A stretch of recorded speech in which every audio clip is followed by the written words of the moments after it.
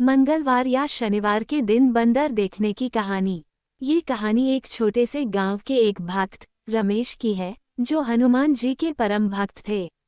रमेश हर मंगलवार और शनिवार को हनुमान मंदिर जाया करते थे, व्रत रखते और हनुमान चालीसा का पाठ करते थे। उनका विश्वास था कि इन दोनों दिनों का विशेष महत्व है और हनुमान जी अपने भक्तों पर कृपा दृष्टि रखते हैं। एक बार रमेश एक कठिन परिस्थिति में फंस गए। उनके खेत में सूखा पड़ गया था और फसल खराब हो गई थी। रमेश बहुत दुखी थे, लेकिन उन्होंने हनुमान जी पर अपनी आस्था नहीं खोई।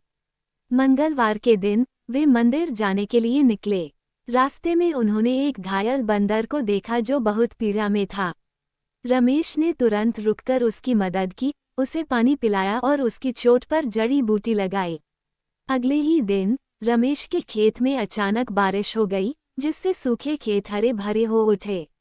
उनकी फसल धीरे धीरे सुधरने लगी। रमेश ने इसे हनुमान जी की कृपा मानी, क्योंकि बंदर को बचाना जैसे स्वयं हनुमान जी की सेवा करना था।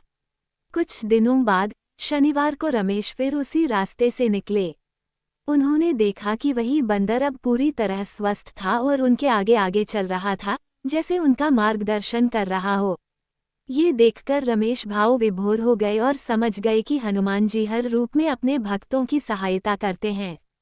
इस कहानी से हमें ये सीखने को मिलता है कि सच्ची भक्ति और निस्वार्थ सेवा से भगवान प्रसन्न होते हैं और किसी भी रूप में आपकी सहायता के लिए प्रकट हो सकते हैं।